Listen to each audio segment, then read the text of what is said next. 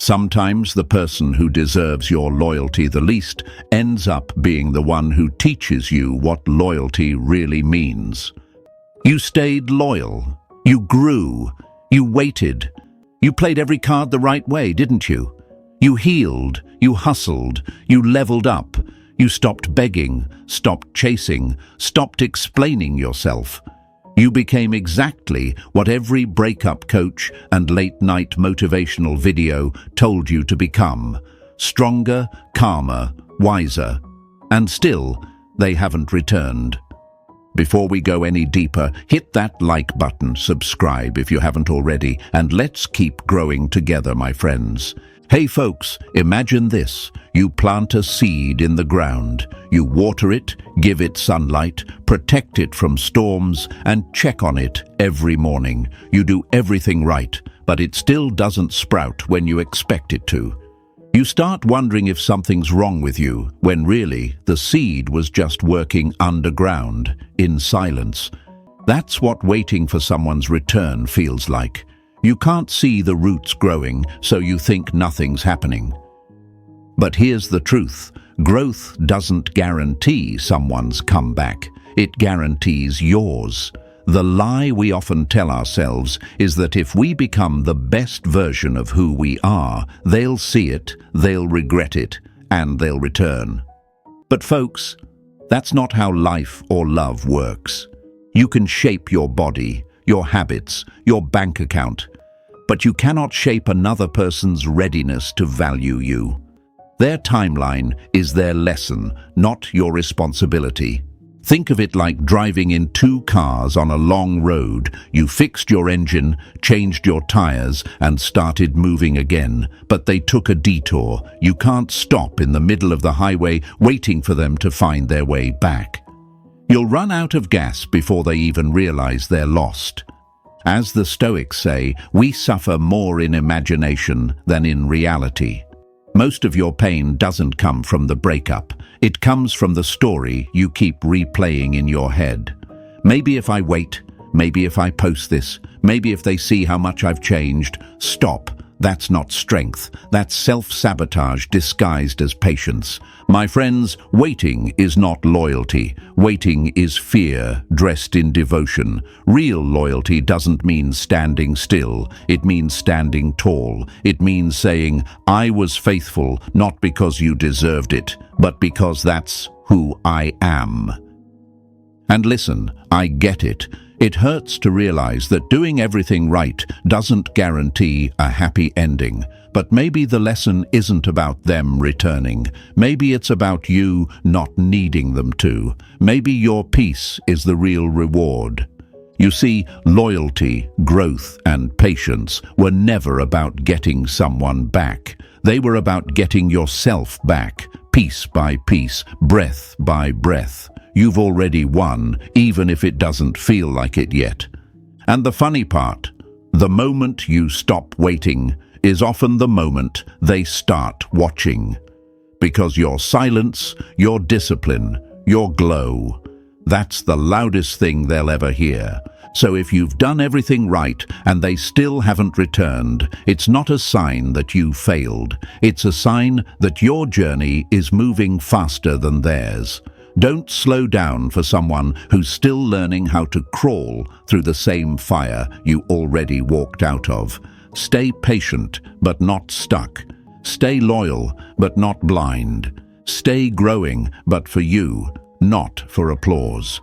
Type this in the comments right now. I rise above waiting. Say it, own it, and remind yourself that your comeback doesn't need their validation. And hey, if you're ready to keep leveling up mentally, spiritually, and emotionally, stay with me till the end. We're just getting started. 1. The illusion of control. You can't force a timeline.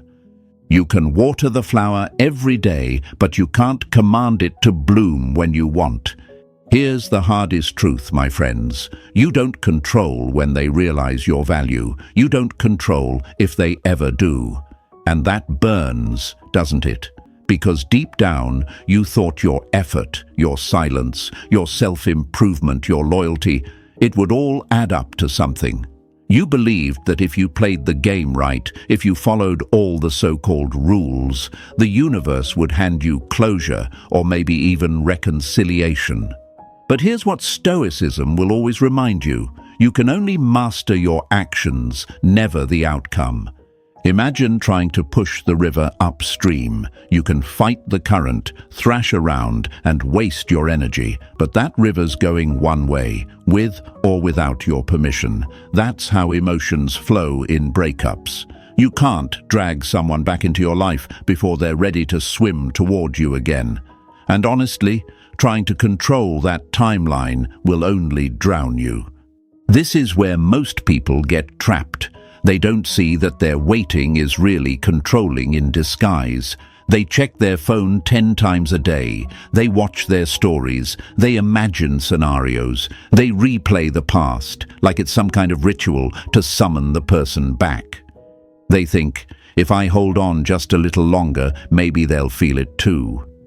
But folks, that's not connection. That's attachment. It's trying to build a fire out of ashes. The Stoics had a word for this, apatheia. It doesn't mean apathy, it means emotional freedom. It means being untouchable by what's beyond your control. You see, when you understand that their timeline is not yours to manage, something powerful happens. Peace returns. The obsession fades. You start to breathe again. Marcus Aurelius once said, "You have power over your mind, not outside events. Realize this, and you will find strength." The moment you stop expecting the world to move at your pace, life starts moving for you. Because all this time, while you were waiting for them to come back, the universe was waiting for you to move forward. Let's be honest. You didn't stay loyal just to be forgotten. You didn't grow just to be ignored. But here's where perspective changes everything. Maybe it's not that your loyalty went unnoticed. Maybe it was seen, but not understood. See, some people don't reject your love because it was bad. They reject it because it was too real. It held up a mirror they weren't ready to face. Your calm made their chaos louder. Your growth made their stagnation obvious. Your silence forced them to listen to their own noise. And that's not your fault, brother. That's emotional maturity doing its job. You're not supposed to shrink your pace to match someone who's stuck in their lesson. You're supposed to keep walking. You're supposed to outgrow what no longer matches your peace. Think of a butterfly landing back on the cocoon it came from. It doesn't fit anymore. That's you. You're no longer built for the emotional chaos you once called love. You learned to sit with silence, to heal through stillness, to rebuild without validation. That's not weakness, that's evolution. So when you say, "I did everything right, why aren't they back?" Maybe the universe is whispering, because you're not supposed to go back. Maybe their chapter in your life was meant to end the moment you became too wise to reread it. I've seen men sabotage themselves chasing closure that doesn't exist. They think one more text will bring clarity. But folks, closure doesn't come from their message. It comes from your mindset. It's when you say, "I no longer need to know why." That's when real peace begins. Because the truth is, you don't want them back. You want the feeling you had when you were with them, the security, the comfort, the illusion of being chosen. But illusions don't last. Reality does. And the reality is, their absence is teaching you to stand without leaning. So, stop checking the clock. Stop comparing your progress to their silence. Stop thinking the universe made a mistake. The delay is not denial, it's direction. Every day they don't return, you're being given one more reason to build something stronger without them. And when that moment finally comes, when they scroll through your photos, when they hear your name, when someone tells them how well you're doing, that's when they'll feel it. The echo of everything they lost. But by then, you won't need that validation anymore, because you'll be too busy living the life they thought you'd never build without them. Remember this, my friends, you cannot rush destiny and you cannot delay peace. What's meant for you will find you, but only after you've stopped chasing it. So today, instead of asking, when will they come back? Ask yourself, what can I create now that they're gone? Because the real comeback isn't them walking back into your life, it's you walking into your power. Type this in the comments right now. I choose peace over control. Let that be your new standard, your new strength, your new silence. And if this hits home for you, press that like button, subscribe, and stay with me, because we're just getting started on building a peace so strong it no longer needs to be proven. Number 2, the growth gap. You've changed, they haven't. When you grow beyond someone's comfort zone, they call it distance, but it's really destiny. My friends, let's talk about one of the most painful parts of healing, realizing that the very growth you're proud of is the same growth that's keeping them away. You've leveled up mentally, physically, emotionally. You started eating better, thinking deeper, living wiser. You stopped reacting to every little thing, stopped explaining yourself, stopped lowering your energy to match theirs. You found your peace, and yet that peace now feels like a wall between you. You see, people love the version of you that needed them. They loved the man who was easy to predict, the one who texted first, apologized first, begged to fix things. But the moment you stopped being predictable, the moment you learned to breathe without them, suddenly you became different. Suddenly you became cold. Suddenly they couldn't read you anymore. And that's what scares them. Because your growth broke the pattern they were comfortable controlling. Imagine this. You're climbing a mountain, the air's thinner, the climb's tougher, but your vision keeps getting clearer. You turn around expecting them to be right behind you, but they're still sitting halfway down, building a campfire. They say they'll catch up, but they never do. So you keep climbing, and now the distance feels huge. You can still see them, but the connection, it's fading with every step you take upward. That's what the growth gap looks like. Two people who once walked together, now separated by mindset, not miles. And here's the truth, folks. Not everyone who started the journey with you is meant to finish it. Some people were there to awaken you, not accompany you. They were the spark that started your transformation. But they can't handle the flame you've become. You've learned self-respect. They're still chasing validation. You've learned discipline. They're still chasing dopamine. You've learned silence. They're still screaming for attention. Marcus Aurelius once said, "The impediment to action advances action. What stands in the way becomes the way, your separation, your distance, your silence. It's not a setback. It's the very path that's leading you toward purpose." The problem is, most people mistake your evolution for ego. They think you've changed because you no longer tolerate the same nonsense. But that's not ego, that's elevation. Growth isn't glamorous, it's lonely. It's spending nights alone with your thoughts, questioning your old habits, rewriting your beliefs, forgiving people who never apologized. It's brutal, but it's beautiful. And when someone hasn't grown alongside you, your new peace will feel like rejection to them. They'll say things like, "You've changed," but what they really mean is, "You're no longer the version of you that tolerated me."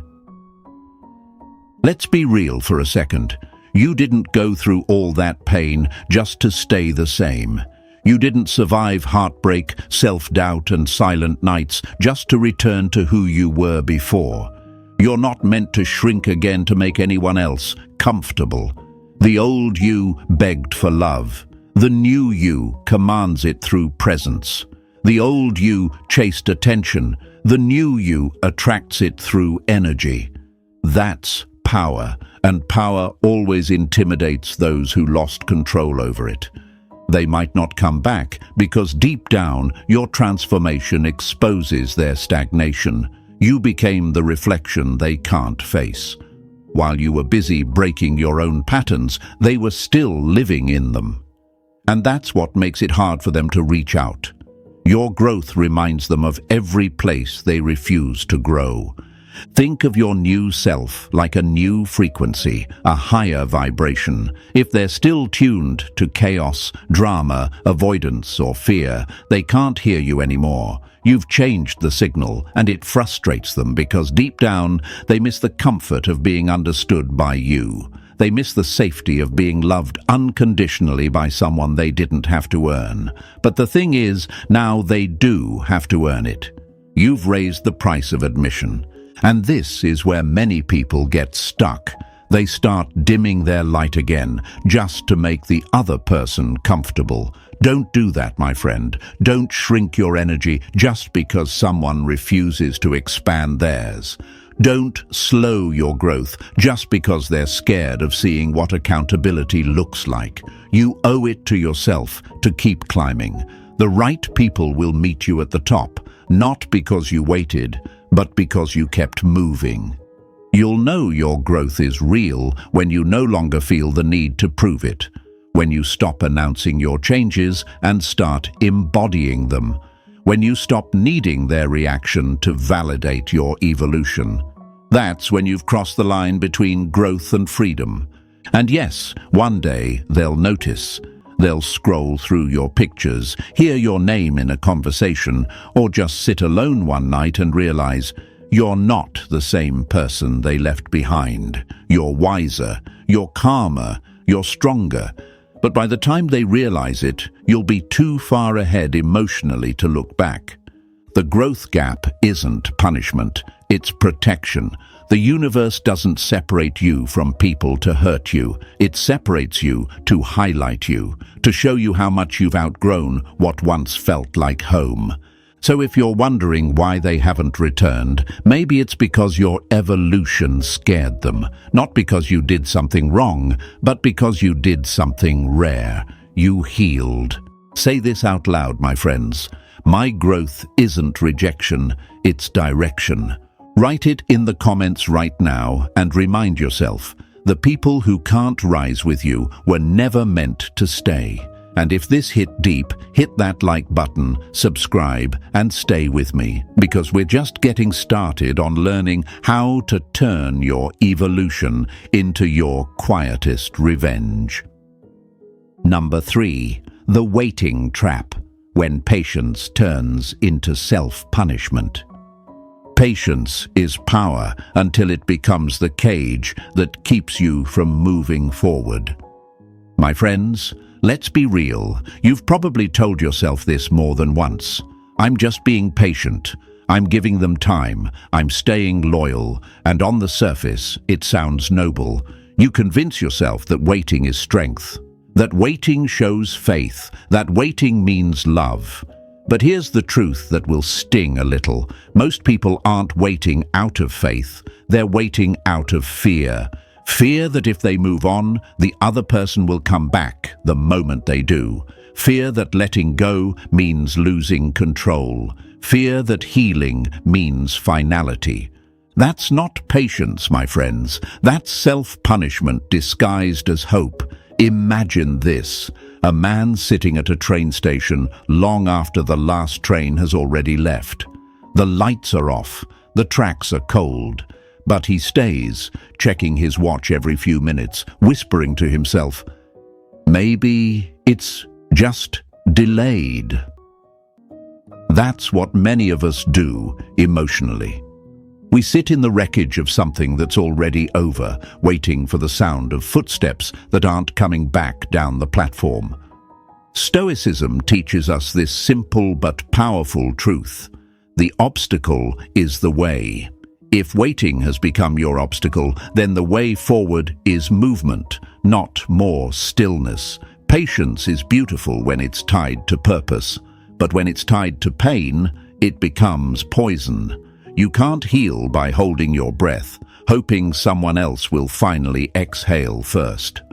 See, when you wait too long, you start living in the past tense. Your mind keeps replaying the same movie while your life is begging you to write a new one. You start checking their social media, counting the days since the last text, decoding silence like it's a hidden language. But silence isn't a message, it's a mirror, and what it's reflecting back is your attachment, not their intention. Waiting creates illusions. You begin to imagine a reunion that may never happen. You start scripting conversations in your head, planning your responses to messages that don't exist. You start treating time like a negotiator between you and fate. But time doesn't owe you results. It owes you lessons. And one of the hardest lessons is realizing that not all waiting is loyalty. Sometimes it's avoidance. Avoidance of reality, avoidance of new beginnings, avoidance of the truth that maybe, just maybe, they're not your destiny anymore. Here's something to think about, folks. When you wait too long, you start making your peace conditional on someone else's decisions. You start saying, "I'll be okay once they come back." That's emotional bankruptcy. You've handed the keys of your happiness to someone who's not even parked in your life anymore. Stoicism calls that the ultimate weakness, depending on externals, for internal peace. Epictetus once said, "When you are offended at any man's fault, turn to yourself and study your own failings. Then you will forget your anger." In your case, that means instead of being angry that they haven't returned, study why you're still waiting. Is it really love, or is it the need to prove your worth through their acceptance? Because once you recognize that, you stop waiting for validation. You start building self-respect. Here's the part most won't tell you. Waiting feels comfortable because it feels familiar. It gives your mind something to hold on to, even if it's pain. Moving on, though, that's the unknown. And the unknown scares people more than heartbreak itself. But you can't grow in comfort. You can't heal while holding onto the same rope that's burning your hands. There's a moment in everyone's healing journey where they have to stop waiting for closure and start creating it. You don't need their apology to forgive them. You don't need their return to prove your value. You don't need their acknowledgement to justify your effort. You just need to reclaim your timeline. Imagine again that same man at the train station. Now picture him standing up, brushing the dust off his coat and walking away. He doesn't curse the train for leaving. He doesn't cry about missing it. He simply realizes that there's another station, another route, another destination waiting for him. But he'll never reach it if he stays here, staring at empty tracks. That's what letting go looks like. That's what choosing yourself sounds like. Quiet, calm, unapologetic. My friends, I want you to understand this. It's not your job to wait for people to become who they promised to be. It's your job to become everything you said you'd become when they left. That's where real peace begins. That's when the waiting stops feeling like punishment and starts turning into power. And let's add a little humor here, because you know I keep it real. Waiting for someone who's moved on is like keeping the Wi-Fi bill paid in an apartment you don't even live in anymore. You're funding a connection that no longer exists. Cut it off. Save your energy. Use it to build your own home, the one inside your mind where peace lives rent-free. When you stop waiting, you start witnessing. You start seeing your life open up again. New opportunities, new people, new energy. Because life was never punishing you. It was just waiting for you to get up from that old station and start walking again. So today, make this your turning point. Stop glorifying patience when it's draining your spirit. Stop calling emotional paralysis hope. If they were meant to return, they would have by now. And if they ever do, it'll be because you stopped sitting still. Say this out loud, my friends. I release the waiting. Write it down in the comments if you're done punishing yourself for someone else's indecision. And if you're ready to move from waiting to winning, hit that like button, subscribe, and stay with me, because the next part will show you how their silence turns into your strength. Number 4. Emotional karma. Why their silence isn't peace. Silence is never empty. It's filled with every truth they tried to avoid. My friends, people often think silence means peace, that if they're not talking, they've moved on. But that's not how emotional energy works. Silence doesn't mean peace. It means postponed chaos. Every feeling they buried, every guilt they ignored, every memory they tried to erase, it's still in there, waiting to explode when the distractions fade. You see, emotional karma always catches up. You can avoid conversations, delete photos, mute songs, even block numbers, but you can't block your own conscience. You can run from someone's love, but you can't outrun the echo of how you treated them. And while they're out there pretending they're fine, posting filtered smiles and forced confidence, deep down, their soul knows what they lost. Imagine throwing a rock into a still lake. The splash is quick, but the ripples last a long time. That's what happens when they walk away. The decision feels powerful in the moment, but the ripples of it, they come later. At first, they feel free. They distract themselves, find comfort in new faces, new messages, new attention. But soon, that dopamine rush fades, and in the quiet moments, when no one's around to perform for, the truth hits. Because deep down, peace never comes from escape. It comes from accountability. And when you leave someone loyal, someone who loved you purely, the universe doesn't just let you skip the lesson. It waits. It lets time reveal everything. It lets you realize that all the people who came after felt shallow because they didn't carry that same connection. That the laughter with new faces didn't feel as warm. That the affection didn't feel as safe. As Marcus Aurelius said, you can leave your past behind, but not your actions. The Stoics understood that consequences aren't punishments, they're teachers. Every choice we make plants a seed, and the harvest always comes. Some people just don't like what grows when it finally does. So if they've gone quiet, if they've ghosted, if they've vanished like nothing happened, don't assume they're at peace. Silence isn't proof of healing. Sometimes it's proof of guilt. And guilt is a powerful teacher.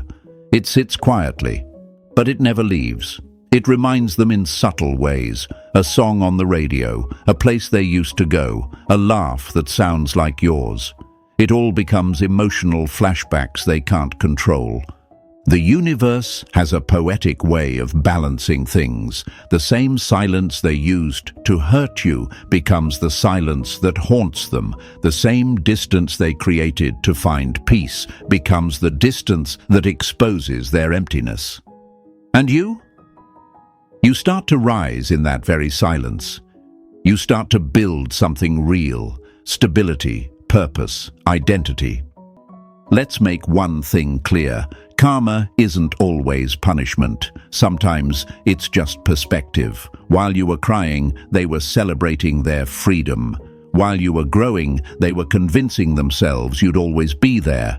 But the day they come back to check and you're gone, emotionally, spiritually, energetically, that's karma. That's the moment they realize the silence they created has turned into a wall they can't climb. My friends, the universe is never in a hurry, but it's always on time. Emotional karma doesn't need revenge to be real. It doesn't need your bitterness, your anger, or your words. All it needs is your growth. And time will do the rest. Because nothing burns a person more than watching someone they underestimated glow without their presence. Picture this. You're walking through a forest. You're calm, healed, grounded. Behind you, they're trying to follow, but every step they take makes noise. Twigs snap under their feet, leaves crunch, because their guilt makes it impossible to walk quietly in the peace you've already found. That's the difference. You earned your silence. They're trapped inside theirs. So when you start to wonder, why haven't they reached out? Remember, silence doesn't mean serenity. It means avoidance. And avoidance is just a ticking clock waiting for reality to strike. They might laugh louder now, but that laughter has a deadline. They might look happier online, but that highlight reel hides a lot of midnight reflection. One day, they'll look back at the messages they ignored. They'll revisit the moments you tried to fix things. They'll scroll through the memories, thinking they're just reminiscing, but what they're really doing is grieving the peace they threw away. Because they'll finally realize something you already learned. You can't replace genuine energy with temporary attention. And when that day comes, you won't need to prove a point. You won't need to post, to flex, or to show off. Your stillness will say everything. Your peace will speak louder than any revenge ever could. That's the Stoic way. Not to wish them harm, but to wish yourself freedom. So don't envy their silence. Don't fear their absence. Understand it. Their quiet isn't victory. It's the echo of choices catching up. The more they try to suppress it, the louder it gets. And if you've been patient, loyal, and true, you've already done your part. The rest? That's between them and their own reflection. Say this right now, my friends. Their silence is my peace. Type it in the comments and let it remind you. Your healing doesn't need closure, it needs conviction. And if this hits home, hit that like button, subscribe, and stay with me. Because next, we'll talk about how your absence becomes the loudest sound they'll ever hear. Number 5. The energy reversal. When your absence starts echoing. You were loud when you loved them, but your silence will echo louder than any word you ever spoke.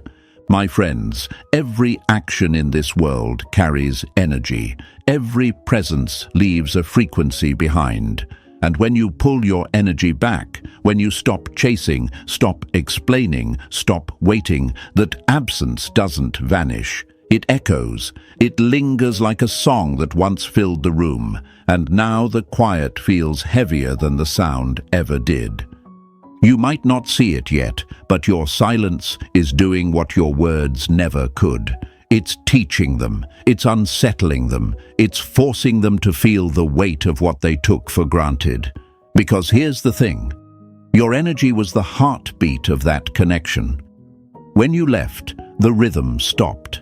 And no matter how many people they surround themselves with, that missing frequency, it's unmistakable. Imagine a house after a power cut. The lights go out, the warmth fades, and suddenly they realize how much comfort that invisible energy brought. That's what your absence feels like. You were the electricity that made everything bright. You gave warmth, stability, consistency, and now that you're gone, every new connection feels colder, shorter, weaker. They might not admit it out loud, but they feel it in every dull conversation that doesn't hit the same way. People don't miss you because you're gone. They miss you because your absence changes the temperature of their world. You were their emotional climate, my friends, and when you walked out, the seasons shifted. At first, they don't notice. They think they're fine. They fill their days with noise, new faces, new hobbies, new distractions. They scroll, they post, they laugh louder, but silence always returns. And when it does, it's your energy that fills the void. They'll catch themselves remembering small details, your laugh, your advice, your calmness when everything fell apart. They'll try to shrug it off, but that's how energy works. It's not erased, it's transferred. Marcus Aurelius once wrote, "What stands in the way becomes the way." The obstacle, the separation, the distance, it all becomes the lesson. When you stop showing up for people who didn't value your energy, that absence becomes their mirror. It forces them to see themselves without the reflection of your light. And most people don't like what they see. You ever notice how they only remember your worth when you finally stop giving? That's not coincidence. That's the energy reversal. When you were available, they mistook consistency for convenience. They thought your kindness was a default setting, not a decision. But now that it's gone, they realize how much your presence actually meant. You became the standard they can't replicate. Every new connection they form falls short because no one else carries your frequency. Folks, let me tell you something. Silence is magnetic. When it's rooted in peace, it draws everything back that once took you for granted. Your calmness becomes intimidating. Your absence becomes mysterious. People start to wonder what changed, why you're no longer reachable, why your energy feels different. That curiosity, that's your power returning to you. But here's where you need to be careful. Don't break your silence just because they suddenly remember your name. Don't ruin the echo by speaking too soon. Energy works best when it's consistent. Stay detached, stay calm, stay aligned. Because every time you maintain your peace instead of reacting, you're amplifying your presence in their mind. Think about it. You can't miss someone who keeps reminding you they're still there. You only start to feel the loss when the energy truly disappears. That's when the mind starts searching for it. That's when curiosity turns into longing. That's when they replay the old memories, trying to re-feel the warmth. And that's the most poetic revenge there is. Not cruelty, not punishment, but silence that teaches. This is how the energy reversal works. The one who used to chase becomes the one they can't stop thinking about. The one who used to wait becomes the one they can't reach. The one who used to explain becomes the one they can't understand anymore. It's not about arrogance. It's not about ego. It's about alignment. You're not chasing. You're vibrating at a higher frequency now. You're operating from peace, not desperation. And that new energy can't be ignored. Even if they never admit it, they feel it. It's in the tone of your voice when you finally speak again. It's in the calmness of your eyes when they see you. It's in the way you no longer flinch when they try to provoke you. That's power. Your absence becomes their teacher, and your silence becomes their mirror. They learn that consistency was rare, that loyalty was priceless, that your peace was the thing holding the chaos together. And when they finally understand that, it's too late, because your energy has already shifted beyond their reach. Remember, my friends, this isn't about revenge. This is about balance. The universe has a way of returning energy to where it belongs. You gave, you poured, you showed up. Now it's your time to receive. But the only way to receive is to stop chasing. Let the silence do its work. Let the echo of your absence fill the spaces you used to overextend yourself in. Because one day, when they scroll through their messages and see your name, it'll hit them, not as nostalgia, but as realization. You were the calm in their storm, the peace they thought was boring, the stability they mistook for routine. And by then, you'll be long gone, not out of spite, but out of evolution. So the next time you wonder if they miss you, stop asking. Your absence already answered that question. Every unanswered message, every long stare, every quiet night, that's your energy reminding them what they lost. Say this right now, my friends. My silence speaks volumes. Type it in the comments if you're done proving your worth and ready to let your energy do the talking. And if you felt this deep in your chest, hit that like button, subscribe, and stay with me, because next we'll uncover the truth about detachment and why indifference is the loudest form of power. Number 6. Detachment is the final proof of power. You know you've healed when their chaos no longer disturbs your calm. My friends, we've talked about waiting, about loyalty, about silence, but now we step into the highest form of strength, detachment. Because the truth is, when you stop reacting, you stop bleeding, and that's when your real power begins to show. Detachment isn't coldness. It isn't pretending not to care. It's understanding that your peace is worth more than proving your point. It's realizing that not everything deserves your energy, especially not the things that once drained it. Let's be honest, folks. We live in a world that glorifies obsession. Movies, songs, and social media all tell you that love means holding on, fighting harder, chasing until they finally realize. But that's not love. That's addiction dressed as devotion. And detachment? It's the detox. It's the moment you stop craving closure from people who wouldn't understand your silence anyway. Imagine your emotions as a wild ocean. Every insult, every memory, every thought about them is a wave trying to pull you under. Detachment is learning how to surf, how to ride the chaos without drowning in it. You stop asking, "Why did they do this to me?" and start saying, "Why am I still giving this power?" Because let's be real, pain only lingers when you keep feeding it your attention. Epictetus once said, "It's not what happens to you, but how you react to it that matters."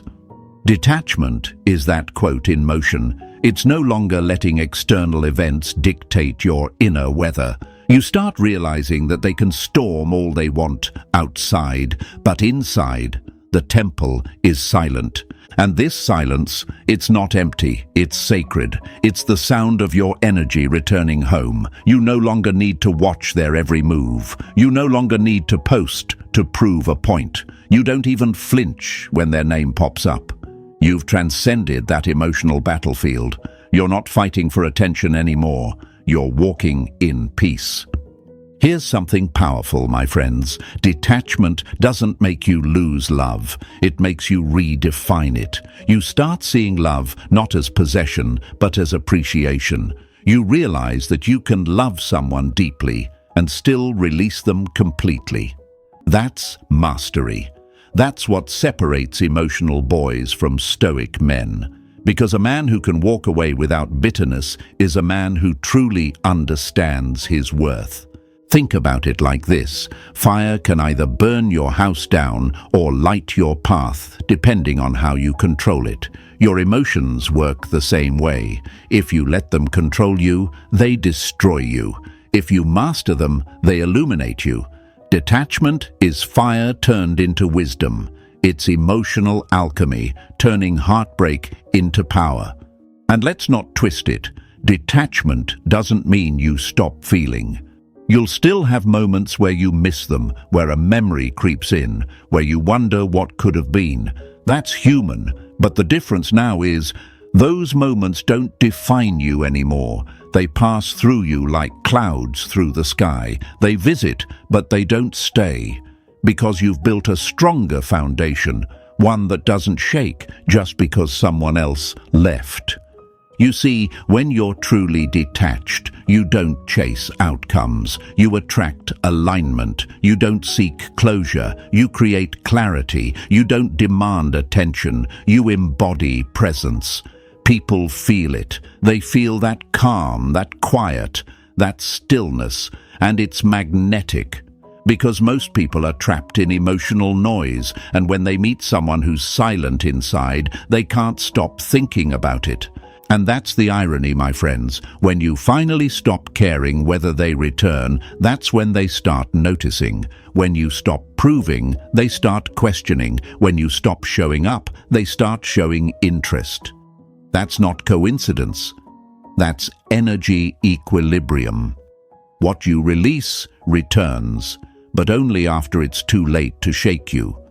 So don't confuse detachment with indifference. Indifference says, I don't care.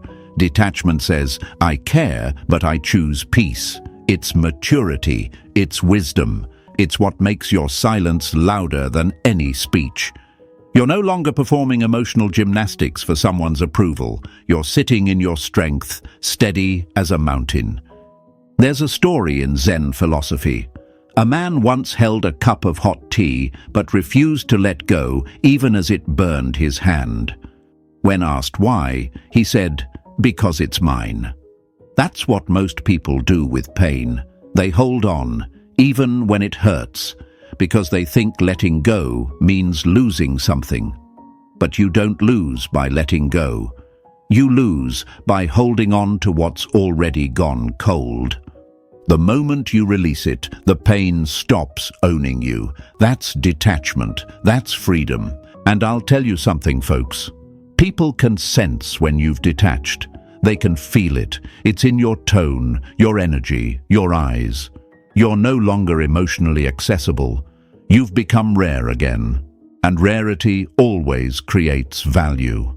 That's why detachment is power, because it silently shifts the dynamic. You're no longer waiting to be chosen. You're choosing yourself.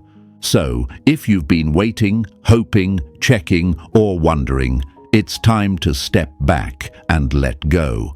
Not because you've given up, but because you've woken up. You've realized that your time, energy, and heart are sacred currencies. And you're done spending them on uncertainty. Say this right now, my friends. I choose peace over pain. Type it in the comments and let it be your affirmation of strength. Because the real victory isn't getting them back, it's getting yourself back. And if this message spoke to that quiet warrior inside you, hit that like button, subscribe, and stay with me. Because next we'll talk about the Stoic return. How you stop chasing, start choosing, and become the one they can't forget. Number 7. The Stoic return. You don't chase, you choose. A man who learns to walk away in peace becomes the one everyone walks back to. My friends, this is where the story flips. The same people who once thought you'd always be available start wondering where your energy went. The same person who ignored your calls now overthinks your silence. The same person who thought they could replace you now realizes they can't even forget you. That's not luck, that's alignment. That's what happens when you stop chasing and start choosing. You see, for the longest time, you were stuck in the wrong rhythm. You were dancing to their beat, reacting to their moves, waiting for their tune to change. But something shifted. You learned to move to your own music. That's what Stoicism teaches us, mastery over the self. And when you master your emotions, you become unpredictable, not to manipulate, but to protect your peace. When you stop chasing, you reclaim the one thing they never thought you'd find, control. You stop begging for closure, stop proving your worth, stop performing for attention, and in doing so, you shift from desperation to dominance. Because while they're busy wondering if you've moved on, you're busy becoming someone new, someone they can no longer reach with the same tricks. Think about it like this, folks. You were once the flame that burned too brightly for someone who only wanted warmth. They got close enough to feel your heat, but never close enough to match your fire. And when you finally stopped burning for them, the darkness they created started closing in. Now they're standing there, hands outstretched, hoping you'll light them again. But this time, you're not their candle. You're the sun. And the sun doesn't chase anyone. There's a quote that says, "The day you plant the seed is not the day you eat the fruit. You did the work. You healed. You transformed. You built yourself in silence. And now, while they're just starting to feel the weight of their choices, you're already miles ahead." That's the irony of emotional timing. By the time they wake up, you've already outgrown the version of yourself that needed them. When they finally circle back, don't see it as validation, see it as confirmation. Confirmation that energy never lies. Because when you rise in silence, the universe echoes your growth. The one who once left to find better will eventually learn that better was never about looks, status, or attention. It was about energy. And yours? It can't be replicated. But let's make one thing clear, my friends. Your goal is not to reject them for revenge. Your goal is to decide with wisdom. If they've truly changed, if they've grown, if they come back humble, then maybe there's a new chapter to write. But if they return just to refill their ego, that's your cue to close the book. You don't chase what left. You choose what deserves to stay. That's the Stoic way. Power with peace. You're no longer angry, bitter, or obsessed. You're calm, collected, centered. That's what scares them the most. Your indifference. Because when someone can no longer affect your emotions, they lose control of the narrative. You've rewritten it. You're no longer the broken one, the waiting one, the desperate one. You're the grounded one. The one who grew through the pain instead of shrinking from it. And you know what happens next? They come back not to win you, but to remember what being safe felt like. They'll test the waters, drop a message, or accidentally cross your path. But you'll feel it, that energy of curiosity mixed with regret. And this time, you won't react. You'll simply observe. Because you've learned the art of restraint, the art of silence, the art of choosing peace over validation. That's what real power looks like, not in what you can control, but in what no longer controls you.